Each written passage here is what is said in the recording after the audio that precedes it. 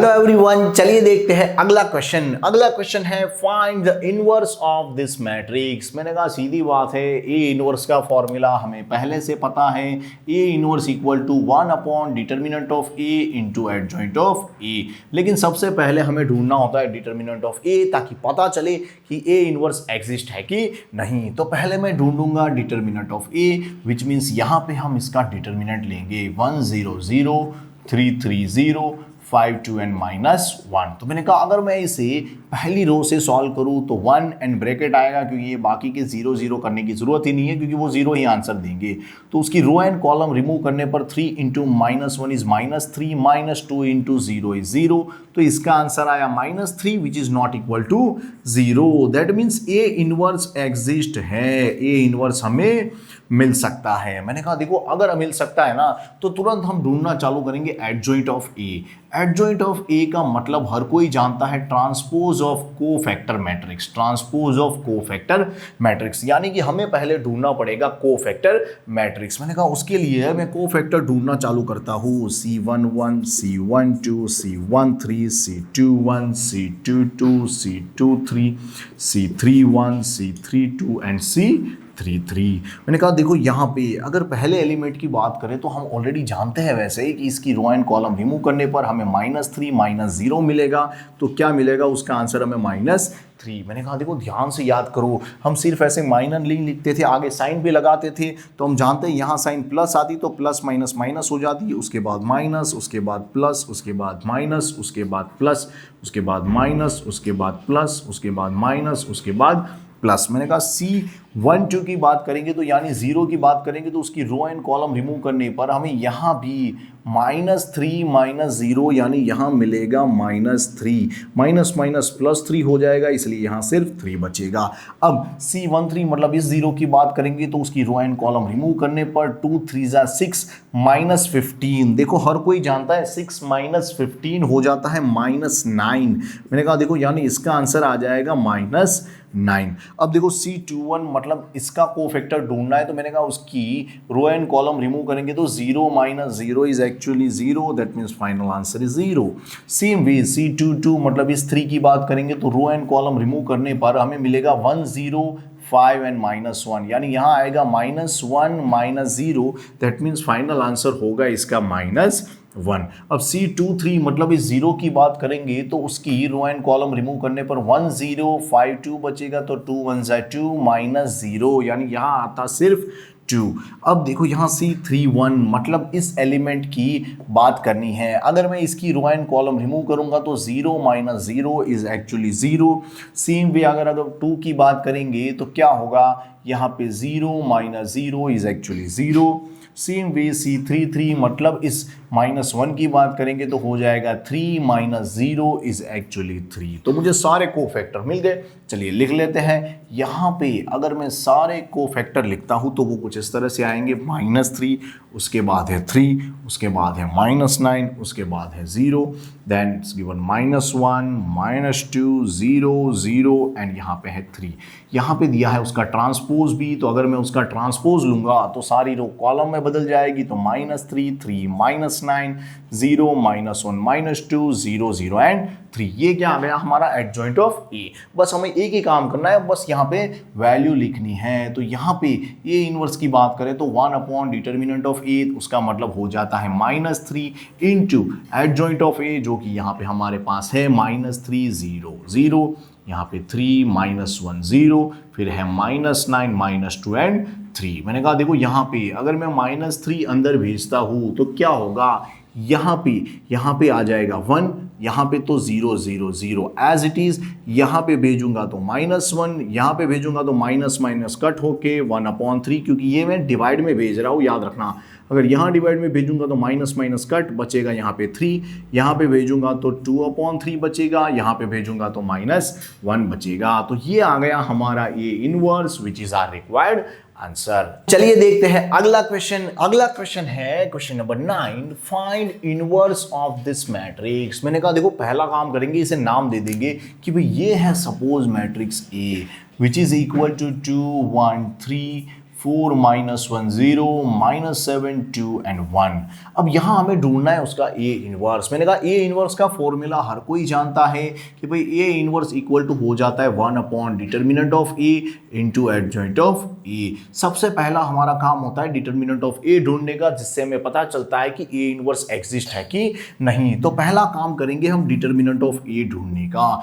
क्या होगा ये, मैंने कहा देखो 2 ब्रैकेट माइनस 1 ब्रैकेट और फिर हम कर देते थे +3 ब्रैकेट। मैंने कहा देखो अगर 2 की बात करें तो उसकी रो एंड कॉलम रिमूव करने पर हमें दिख रहा है कि यहाँ पे -1 -0 इज एक्चुअली -1। अगर यहाँ की बात करें तो इसकी रो एंड कॉलम रिमूव करने पर 1 4 ज़ा 4 -0 इज एक्चुअली 4। 3 की बात करें तो उसकी रो एंड कॉलम रिमूव करने पर 2 4 ज़ा 8 माइनस यहाँ पे -7 इंटू -1 इज 7 ऑनली, तो यहाँ पे 7 आ जाएगा। मैंने कहा देखो इसका आंसर -2, इसका आंसर -4। यहाँ पे देखो 8 - 7 1 होता है, तो इसका आंसर +3। मैंने कहा देखो ध्यान से देखा जाए तो यहाँ पे 3 - 2 is 1, 1 - 4 is -3 which is not equal to 0। That means A inverse exist है, ए इनवर्स हमें मिल सकता है। मैंने कहा देखो अब यहाँ पे हमें जरूरत पड़ेगी एडजॉइंट ऑफ ए की, और हर कोई जानता है एडजॉइंट ऑफ ए का मतलब होता है ट्रांसपोज ऑफ कोफैक्टर मैट्रिक्स। मैंने कहा देखो उसके लिए हमें सारे एलिमेंट के कोफैक्टर ढूंढने पड़ेंगे। मैंने कहा ठीक है चलिए ढूंढने की कोशिश करते हैं। C11 C12 C13, उसके बाद हमें जरूरत पड़ेगी C21 C22 C23 C31 C32 और उसके बाद में C33। मैंने कहा देखो यहाँ पे हम पहला काम करते थे साइन लगाने का, प्लस माइनस, यहाँ पे प्लस और उसके बाद माइनस, यहाँ पे प्लस, यहाँ पे माइनस, यहाँ पे प्लस, यहाँ पे माइनस, यहाँ पे हो जाएगा प्लस। मैंने कहा C11 की बात करिए तो यहाँ पे इसके रो एंड कॉलम रिमूव करेंगे तो यहाँ पे क्या हो जाएगा, इसका आंसर आएगा -1 -0 इज एक्चुअली -1, मतलब फाइनल आंसर आया -1। C12 की बात करें तो यहाँ पे इसके रो एंड कॉलम रिमूव करने पर 1 4 ज़ा 4 -0, देखो 4 - 0 इज 4 ओनली, तो यहाँ आंसर आया फाइनल -4। C13 की बात करें, मतलब इसकी बात करें तो यहाँ रो एंड कॉलम रिमूव करने पर 2 4 ज़ा 8 माइनस, यहाँ पे हो जाएगा माइनस माइनस +7, तो यहाँ 8 - 7 एक्चुअली हो जाता है 1, तो यहाँ पे आंसर आया +1। अगर मैं C21 इस एलिमेंट की बात करूँ तो रो एंड कॉलम रिमूव करने पर मुझे दिखेंगे 1 3 2 1, मतलब 1 1 ज़ा 1 -2 3 ज़ा 6 1 -6 इज -5, यानी यहाँ पे -5 रखने पर हमें +5 मिलेगा। C22 मतलब कि यहाँ पे इस एलिमेंट की बात कर रहे हैं तो इसके रो एंड कॉलम रिमूव करने पर हमें दिख रहा है 2 3 -7 एंड 1, तो यहाँ पे 1 2 ज़ा 2 माइनस ये हो जाएगा 3 7 ज़ा 21, तो ये -21। देखो 2 -21, लेकिन -21 हो रहा है ना तो माइनस माइनस प्लस हो जाता है, क्योंकि एक्चुअली यहाँ पे कैसा होगा 2 -21 यहाँ पे हम लिखेंगे तो माइनस माइनस प्लस हो जाएगा, तो फाइनल आंसर होगा +23। सेम वे अगर इसकी बात करें इस 0 की तो उसकी रो एंड कॉलम रिमूव करने पर यहाँ पे होगा 2 2 ज़ा 4 माइनस माइनस +7, तो 4 + 7 इज एक्चुअली 11, तो फाइनल आंसर आएगा -11। C31 मतलब इस एलिमेंट की बात कर रहे हैं तो रो एंड कॉलम रिमूव करने पर यहाँ पे 0 माइनस माइनस +3 क्या हो जाता है यहाँ पे +3। मैंने कहा C32 मतलब इस एलिमेंट की बात कर रहे हैं तो मैं इसकी रो एंड कॉलम रिमूव करने पर मैं कह सकता हूं कि यहाँ 0 -4 3 ज़ा 12 मतलब -12, तो यहाँ पे -12 लिखने पर माइनस माइनस प्लस हो जाता है, तो फाइनल आंसर मिलेगा 12। सेम वे अगर C33 की बात करें यानी कि यहाँ लास्ट एलिमेंट की, तो उसके रो एंड कॉलम रिमूव करने पर हमें मिलता है -2 -4 विच इज एक्चुअली -6, मतलब फाइनल आंसर मिला हमें -6। तो ये आ गया हमारा कोफैक्टर्स। मैंने कहा अब यहाँ पे अगर इसको लिखने की कोशिश करेंगे तो कुछ इस तरह से होगा। देखो यहाँ पे है -1, यहाँ पे है -4, उसके बाद है यहाँ 1, उसके बाद है यहाँ पे 5, उसके बाद हमें मिला था 23, उसके बाद -11, उसके बाद हमें मिला था 3, उसके बाद हमें मिला था 12 और उसके बाद फाइनली -6। मैंने कहा यहाँ पे अगर इसका ट्रांसपोज ले लेंगे तो रो के एलिमेंट कॉलम में आ जाएंगे, तो कुछ इस तरह से दिखेगा -1 -4 1 5 23 -11 3 12 एंड -6। अब मैंने कहा कि अगर मुझे ए इनवर्स ढूंढना हो तो मैं यहाँ पे वैल्यू रखने की स्टार्ट कर दूंगा 1 अपॉन डिटर्मिनेंट ऑफ ए था -3, ठीक है, ये था हमारे पास -3 और बाजू में एडजॉइंट ऑफ ए, तो यहीं से कॉपी करना है बस -1 5 3, यहाँ पे है -4 23 एंड 12, यहाँ पे है 1 -11 -6। मैंने कहा देखो अब ये -3 को यहाँ पे डिवाइड में भेजेंगे तो क्या होगा, यहाँ पे अगर डिवाइड में भेजेंगे तो कुछ इस तरह से हमें दिखेगा कि भाई यहाँ पे -3 अंदर जाते ही देखो यहाँ माइनस माइनस +3, ठीक है, माइनस माइनस +3 मतलब क्या हो जाएगा, यहाँ पे हो जाएगा 1/3, यहाँ 5/3, कैसा माइनस, यहाँ पे हो जाएगा -1, यहाँ पे माइनस माइनस प्लस, ठीक है, यहाँ पे 23/3 वो भी कैसा माइनस, यहाँ पे देखो 3 4 12 मतलब -4, यहाँ -1/3, यहाँ 11/3, यहाँ पे हो जाएगा +2 which is our required answer. तो इस तरह से हम ए इनवर्स ढूंढ सकते हैं। चलिए देखते हैं अगला क्वेश्चन। अगला क्वेश्चन है question number 10, find the inverse of this matrix. मैंने कहा देखो इसे मैं अगर नाम दे दूं कि भाई ए, तो मुझे ढूंढना है एक्चुअली ए इनवर्स, जिसका मतलब होता है determinant of A into adjoint of A. बच्चे ने कहा सर पहले डिटर्मिनेंट ऑफ ए ढूंढ लो ताकि पता चले इनवर्स एग्जिस्ट है कि नहीं। मैंने कहा ठीक है भाई, अगर डिटर्मिनेंट ऑफ ए ढूंढने की कोशिश करेंगे तो कुछ ऐसा होगा 1 -1 2 0 2 -3 3 -2 एंड 4। अगर इसे सॉल्व करने की कोशिश करेंगे तो कुछ इस तरह से होगा 1 फिर ब्रैकेट, फिर माइनस लगाते थे, यहाँ पे है -1 तो माइनस माइनस +1 ब्रैकेट, फिर यहाँ पे होगा +2 और ब्रैकेट। मैंने कहा देखो अगर हम 1 से सॉल्व करेंगे तो क्या होगा, उसकी रो एंड कॉलम रिमूव हो जाएगी, तो यहाँ पे हो जाएगा 4 2 8 माइनस, देखो यहाँ पे इनका मल्टीप्लिकेशन होगा 6। अगर इस -1 की बात करें तो रो एंड कॉलम रिमूव करने पर यहाँ पे होगा 0 माइनस, मैंने कहा 3 × -3 इज -9, -9 रखूंगा तो माइनस माइनस +9 हो जाएगा। सेम वे 2 के लिए उसकी रो एंड कॉलम रिमूव करने पर यहाँ पे हो जाएगा 0 -3 2 6। मैंने कहा आगे सॉल्व करेंगे तो ये हो जाएगा 2, यहाँ पे 9 1 हो जाएगा 9, और यहाँ पे 2 × -6 क्या हो जाता है, यहाँ पे -12। मैंने कहा देखो ध्यान से देखा जाए तो 2 + 9 11, 11 - 12 is -1 which is not equal to 0। That means A inverse exist होगा, ए इनवर्स एग्जिस्ट होगा। बच्चे ने कहा सर अब कैसे ढूंढेंगे। मैंने कहा देखो डिटरमिनेंट तो मिल गया, अब हमें एडजॉइंट ऑफ ए की जरूरत पड़ेगी, और हर कोई जानता है कि भाई adjoint of A equal to होता है transpose of cofactor matrix, transpose of cofactor matrix. यानी मुझे पहले ढूंढना पड़ेगा कोफैक्टर्स, क्या ढूंढने पड़ेंगे, सारे कोफैक्टर्स। तो ये सभी एलिमेंट के अगर मैं कोफैक्टर ढूंढने जाऊं तो कुछ इस तरह से करूंगा, C11 C12 C13 C21 C22 C23, उसके बाद C31 C32 C33। मैंने कहा देखो हमें साइन पता है, यहाँ पे प्लस, यहाँ पे माइनस, यहाँ पे प्लस, यहाँ पे माइनस, यहाँ पे प्लस, यहाँ पे माइनस, यहाँ पे प्लस, यहाँ पे माइनस, यहाँ पे प्लस। अब अगर यहाँ पे कोफैक्टर ढूंढने जाएंगे तो कुछ इस तरह से होगा, पहले वाले की रो एंड कॉलम रिमूव करेंगे, बाकी बचा उसका डिटर्मिनेंट, तो क्या हो जाएगा यहाँ पे 4 2 8 माइनस, यहाँ पे इसका मल्टीप्लिकेशन 6, तो जिसका आंसर आएगा 2। मैंने कहा अब दूसरे एलिमेंट की बात करेंगे तो कुछ इस तरह से होगा, रो एंड कॉलम रिमूव कर दो, यहाँ पे हो जाएगा 0, और फिर हम करेंगे माइनस, यहाँ पे 3 × -3 इज -9, यानी माइनस माइनस +9, तो फाइनल आंसर आएगा -9। अगर तीसरे एलिमेंट की बात करेंगे तो देखो रो एंड कॉलम रिमूव करने पर यहाँ पे हो जाएगा 0 -3 2 6, यानी 0 -6 विच इज -6। उसके बाद अगर अगले एलिमेंट की बात करें मतलब 0 की, तो रो एंड कॉलम रिमूव करने पर बचेगा -1 2 -2 एंड 4, तो क्या हो जाएगा 4 × -1 is actually -4, -2 into this 2 is actually -4, तो यहाँ माइनस माइनस +4 हो जाएगा, ये दोनों कैंसल, तो आंसर आएगा 0।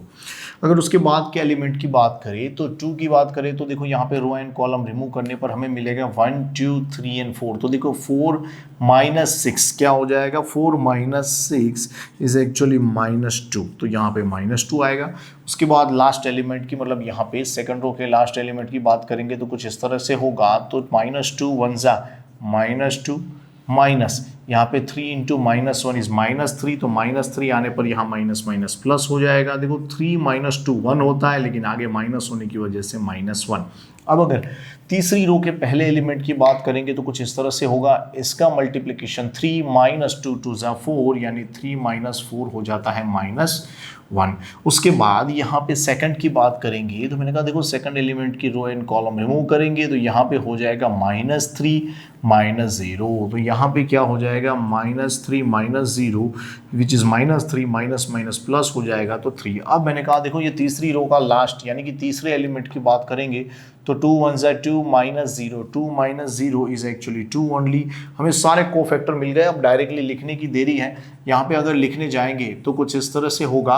देखो यहाँ पे कोफैक्टर पहला वाला है 2, उसके बाद है -9, उसके बाद है -6, उसके बाद 0 -2 0 -2 -1, उसके बाद -1 3 and 2 -1 3 and 2। अगर ट्रांसपोज लेता हूँ तो सारे रो के एलिमेंट कॉलम में बदल जाएंगे तो 2 -9 and -6 0 -2 and -1 -1 3 and 2 which is our adjoint of A। अब ये मिल गया ना तो अब आपको कोई डर ही नहीं है, डायरेक्टली वैल्यू ही रखनी है तो यहाँ पे वैल्यू रख देते हैं कि भाई यहाँ पे क्या आएगा। मैंने कहा 1 अपॉन, देखो डिटर्मिनेंट ऑफ ए था हमारे पास -1 और यहाँ पे क्या है एडजॉइंट ऑफ ए जिसकी वैल्यू है हमारे पास 2 0 -1 -9 -2 3 -6 -1 and 2।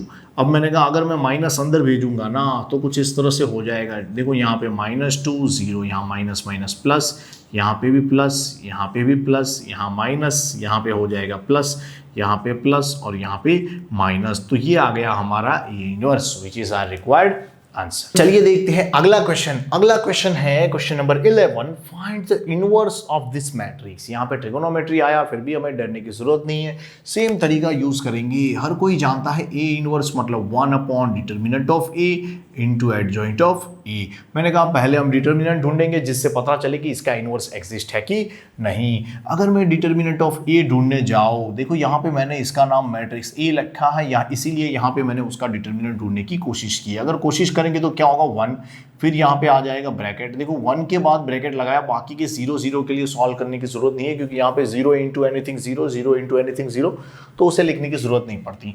अब मैं इसकी रो एंड कॉलम रिमूव करूंगा तो यहाँ पे हो जाएगा माइनस कॉस स्क्वायर ए माइनस, देखो ये हो जाएगा साइन स्क्वायर ए। मैंने कहा देखो अगर मैं माइनस कॉमन ले लूँ तो यहाँ पे हो जाता है cos square A plus sine square A which is equal to 1। आगे था माइनस तो हमें मिला -1 which is not equal to 0। That means ये ए इनवर्स एग्जिस्ट होगा, यहाँ पे ए इनवर्स एग्जिस्ट होगा। अब मैंने कहा कि भाई इसके बाद हमें ढूंढना होता है हमेशा एडजॉइंट ऑफ ए, और हर कोई जानता है कि भाई एडजॉइंट ऑफ ए का मतलब होता है ट्रांसपोज ऑफ कोफैक्टर मैट्रिक्स, यानी हमें पहले सबके कोफैक्टर ढूंढने होंगे। मैंने कहा ठीक है चलिए यहाँ पे लिख देते हैं C11 C12 C13 C21 C22, उसके बाद C23 C31 C32 C33। मैंने कहा आप साइन लिख देते हैं यहाँ पे plus minus plus minus plus minus plus minus plus. अब C11 की बात करें तो यहाँ पे रो एंड कॉलम रिमूव करने पर देखो यहाँ पे minus cos square minus sine square ऐसा आएगा। तो यहाँ पे माइनस कॉस स्क्वायर ए माइनस साइन स्क्वायर ए जो कि सेम टू सेम ऐसा ही दिखेगा। मतलब बच्चे समझ गए सर जी यहाँ पे आप माइनस कॉमन लोगे तो अंदर cos square plus sine square मतलब -1 आंसर आएगा, क्योंकि माइनस बाहर था और अंदर था cos square plus sine square जिसका आंसर होता है 1। ठीक है, अब इसकी बात करें तो यहाँ पे 0 के लिए सॉल्व करोगे तो कुछ इस तरह से होगा। देखो इसकी रो एंड कॉलम रिमूव करने पर 0 -0 is actually 0, that means final answer is 0। अब C13 मतलब इसकी बात करें तो देखो इसके लिए भी क्या हो जाएगा 0 -0 is actually 0, so here answer is also 0। C21 मतलब इसकी बात करेंगे तो क्या होगा। मैंने कहा देखो इसकी रो एंड कॉलम रिमूव करने पर हमें मिल रहा है 0 0 साइन ए माइनस कोस ए मतलब 0 -0, तो क्या हो जाएगा यहाँ पे भी 0। अब अगर C22 मतलब इस कॉस ए की बात करें तो रो एंड कॉलम रिमूव करने पर यहाँ पे बच रहा है 1 0 0 इंटू माइनस कॉस है, तो यहाँ पे होगा minus cos A -0 which is actually minus cos A only, तो जिसका आंसर होगा माइनस कॉस ए। अब अगर C23 मतलब इस साइन ए की बात करूँ तो रो एंड कॉलम रिमूव करने पर कुछ इस तरह से बचेगा 1 0 0 एंड साइन ए, तो यहाँ पे साइन ए 1 जा साइन ए -0, तो इसका आंसर होगा सिर्फ साइन ए और आगे माइनस लिखा है तो -0। साइन ए। अब C31 की बात करें, मतलब इस एलिमेंट की बात करें, तो देखो रो एंड कॉलम रिमूव करने पर यहाँ 0 माइनस 0 क्या हो जाता है 0, तो फाइनल आंसर इज 0। अब अगर इसकी बात करूँ तो कुछ इस तरह से होगा, रो एंड कॉलम रिमूव करने पर क्या होगा, देखो यहाँ पे साइन ए वन जा sine A minus 0 which is actually only sine A, तो हमें फाइनल आंसर मिला माइनस साइन ए। C33 मतलब इसकी बात करें तो रो एंड कॉलम रिमूव करने पर देखो यहाँ cos A minus 0 which is only cos A. तो सारे कोफैक्टर हमें मिल गए, तो अब हमें बस यहाँ पे वैल्यू रखनी है। तो अगर मैं यहाँ पे वैल्यू रखूंगा तो कुछ इस तरह से आएगा, यहाँ पे उसका ट्रांसपोज है, देखो यहाँ पे होगा -1, उसके बाद है 0, उसके बाद है 0, उसके बाद है 0, उसके बाद है माइनस कॉस ए, उसके बाद है माइनस साइन ए, उसके बाद है यहाँ पे 0, उसके बाद है माइनस साइन ए, उसके बाद है कॉस ए।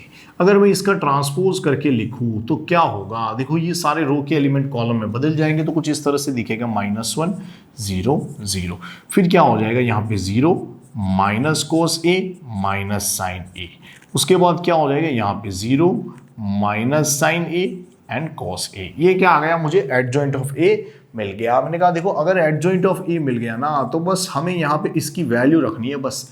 तो यहाँ पे वैल्यू रखने की कोशिश करते हैं भाई, यहाँ पे था क्या -1, ठीक है, यहाँ पे क्या था -1 into adjoint of A. Adjoint of A तो यहाँ हमें दिख रहा है कि भाई -1 0 0, उसके बाद है 0 माइनस कॉस ए एंड साथ में है माइनस साइन ए, उसके बाद है 0 माइनस साइन ए और बाजू में है कॉस ए। मैंने कहा देखो माइनस को अंदर भेजूंगा तो सबकी साइन बदल देगा, तो कुछ इस तरह से आएगा 1 0 0, यहाँ पे 0 0, इसका हो जाएगा प्लस कॉस ए, इसका हो जाएगा प्लस साइन ए, इसका हो जाएगा प्लस साइन ए और इसका हो जाएगा माइनस कॉस ए। तो ये आ गया हमारा A inverse which is our required answer. चलिए देखते हैं अगला क्वेश्चन। अगला क्वेश्चन है question number 12। Let A equal to this 2 cross 2 matrix, B equal to this 2 cross 2 matrix, verify A into B inverse equal to B inverse into A inverse। मैंने कहा देखो यहाँ पे हमें LHS equal to RHS proof करना है और हमें दिख रहा है कि ये रिवर्सल लॉ ही अप्लाई कर रहा है। मैंने कहा ठीक है भाई, यहाँ पे A into B करते हैं, उसका इनवर्स ढूंढते हैं और फिर हम B inverse and A inverse ढूंढ के इन दोनों का प्रोडक्ट करके देख लेंगे कि क्या सबका आंसर सेम आ रहा है कि नहीं। मैंने कहा देखो यहाँ पे अगर मुझे A into B ढूंढना हो ना, तो मैंने कहा ठीक है A इंटू बी क्या होगा, यहाँ पे A लिख देते हैं 3 7 2 एंड 5, B लिख देते हैं 6 8 7 एंड 9। अगर A इंटू बी करने जाएंगे तो हर कोई जानता है रो का कॉलम से मल्टीप्लाई होता है, तो 6 3 जा हो जाता है 18, मैंने कहा 7 7 जा 49। सेम वे यहाँ पे क्या हो जाएगा, ये पहली रो दूसरी कॉलम के पास जाएगी तो 8 3 जा 24 प्लस यहाँ पे 7 9 जा हो जाता है 63। मैंने कहा देखो अब अगर यहाँ मल्टीप्लाई करने जाएंगे तो क्या होगा, 6 2 जा 12 प्लस 5 7 जा 35, फिर यहाँ पे हो जाएगा 8 2 जा 16 प्लस यहाँ पे हो जाएगा 5 9 जा 45। अगर यहाँ पे अब ऐड करने जाएंगे तो कुछ इस तरह से दिखेगा, देखो 49 प्लस 18, मैंने कहा 49 में 8 करता तो 57 प्लस 10 मतलब हो जाएगा 67, यहाँ पे 4 देता तो हो जाता 67 प्लस 20 आया तो बेचारा हो गया 87। मैंने कहा यहाँ पे देखो हो जाएगा इसका आंसर 47, यहाँ इनका आंसर हो जाएगा 61। तो मैंने कहा मुझे A इंटू बी तो मिल गया, अगर मैं डिटर्मिनेंट इसका ढूंढना चाहूँ कि भाई determinant of A into B क्या होगा, तो क्या मिलता मुझे,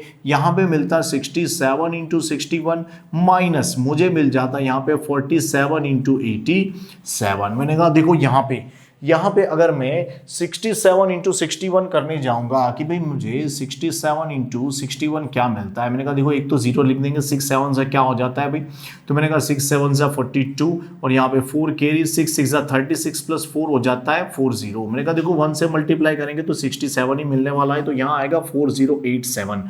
तो यहाँ पे हमें मिला 4087 माइनस इन दोनों का प्रोडक्ट क्या होगा, मैंने कहा देखो यहाँ पे 87 इंटू 47 दिया है, तो पहले एक बात करेंगे हम 0 रखने की।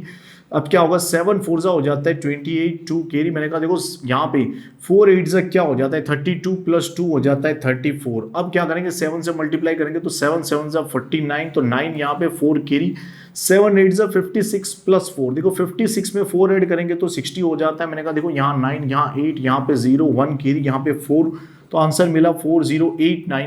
दोनों का डिफरेंस हमें दिख रहा है होगा -2। मैंने कहा देखो -2 आया मतलब which is not equal to 0, तो ए बी का इनवर्स एग्जिस्ट है। मैंने कहा सिंपल सी बात है, अगर हमें ए बी का इनवर्स चाहिए ना तो उसका फॉर्मूला होता है 1 upon determinant of A into B into adjoint of A B. मैंने कहा देखो ये तो हमें अभी मिला, क्या मिला हमें -2, क्या मिला -2 एडजॉइंट।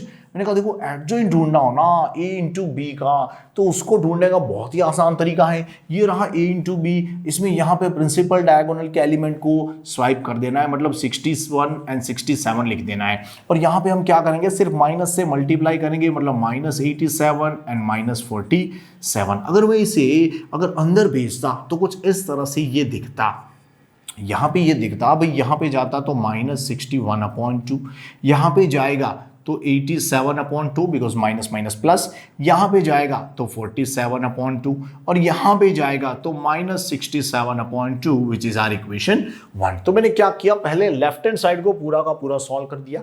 अब राइट हैंड साइड तो बहुत ही आसान दिख रहा है, A inverse and B inverse ढूंढना है। मैंने कहा देखो उसके लिए पहला काम करेंगे हम डिटर्मिनेंट ऑफ ए ढूंढने का, जो कि बहुत ही आसान है। 5 3 क्या हो जाता है 15 -2 7 हो जाता है 14, तो आया 1, मतलब ए इनवर्स तो एक्सिस्ट है। और ए इनवर्स ढूंढना कौन सी बड़ी बात है, उसका मतलब होता है 1 upon determinant of A into adjoint of ए।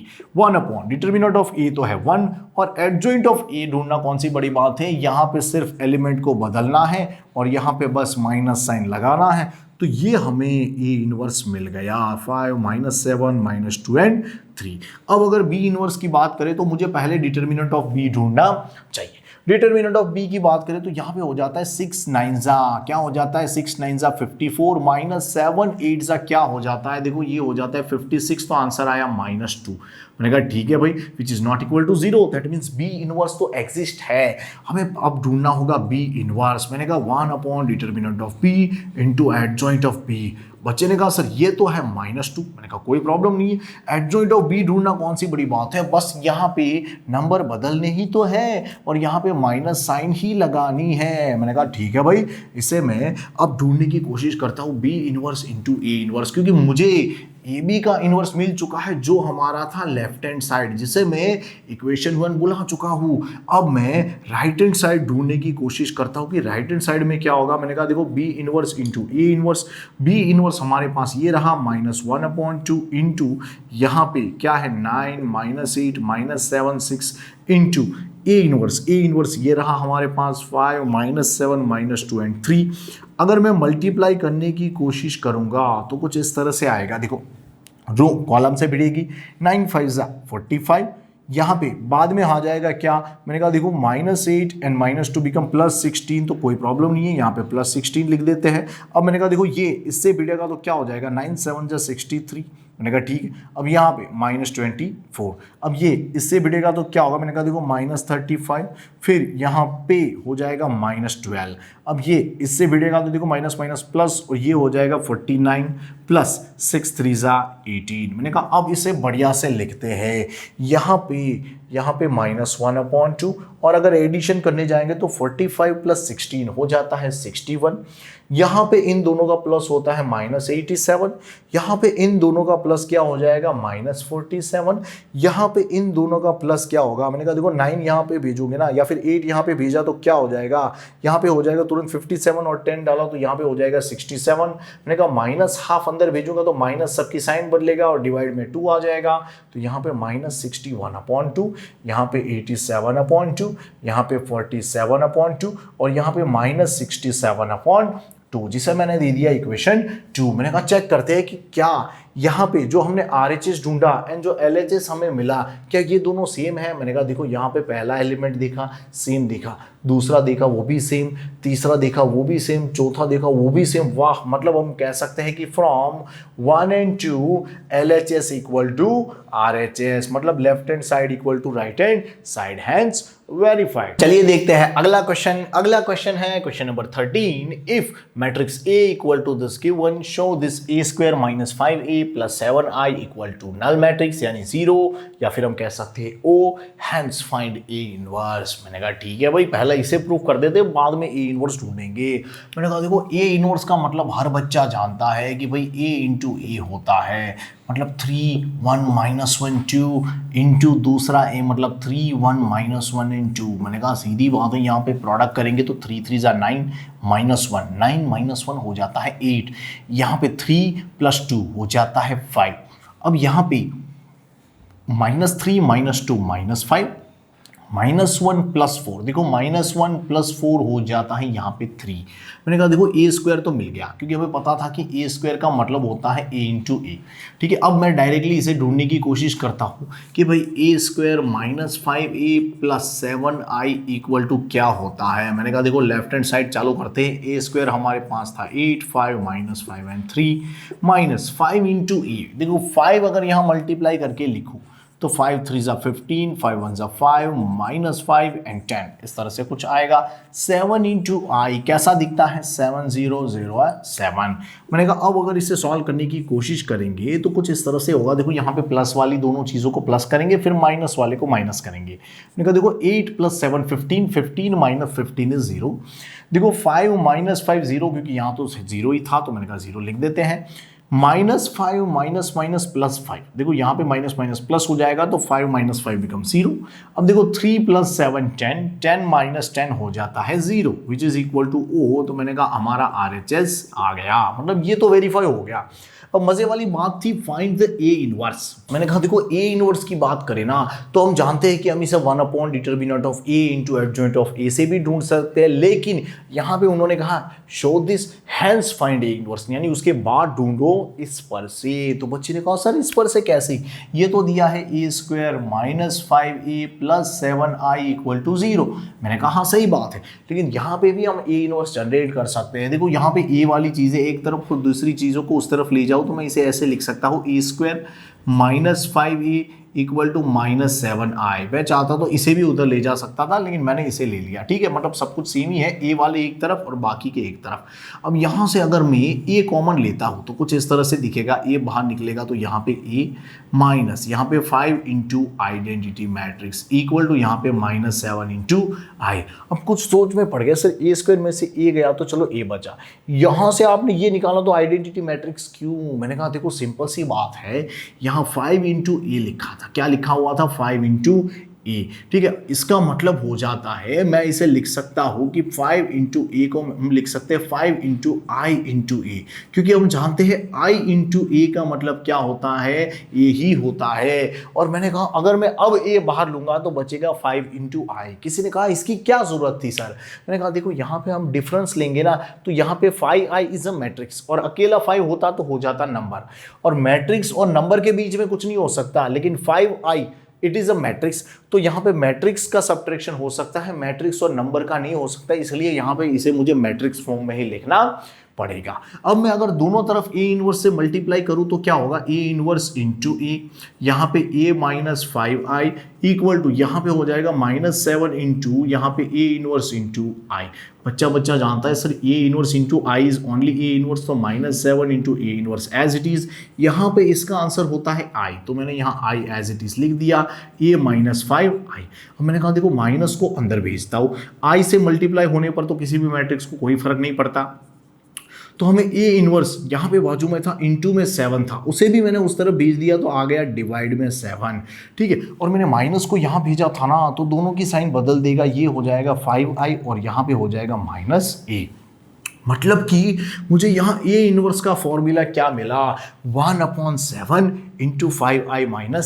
किसी ने कहा सर ये 2 × 2 के लिए तो यही वाला सही था। मैंने कहा हाँ सही बात है, लेकिन हमें इसी मेथड से इसे सॉल्व करना होता है, इसलिए मैं इस तरह से आपको करवा रहा हूँ। मैंने कहा देखो यहाँ पे अब क्या करेंगे, 1/7 5i, मतलब हर कोई जानता है कि ये हो जाता है 5005 माइनस ए की वैल्यू तो हमारे पास ऑलरेडी थी जो कि हमारे पास है 3 1 -1 एंड 2। तो अब क्या होगा, मैंने कहा देखो यहाँ पे अगर कैलकुलेशन करेंगे तो 5 - 3 हो जाता है यहाँ पे 2, 0 - 1 is actually -1, 0 -1 is +1, 5 - 2 is actually 3। अगर 2 को डिवाइड में भेजूँ तो कुछ इस तरह से होगा। देखो यहाँ पे हो जाएगा 1, यहाँ पे -1/2, यहाँ पे हो जाएगा 1/2, यहाँ पे 3/2 which is our A inverse. तो हम कह सकते हैं this is our required answer. Thank you.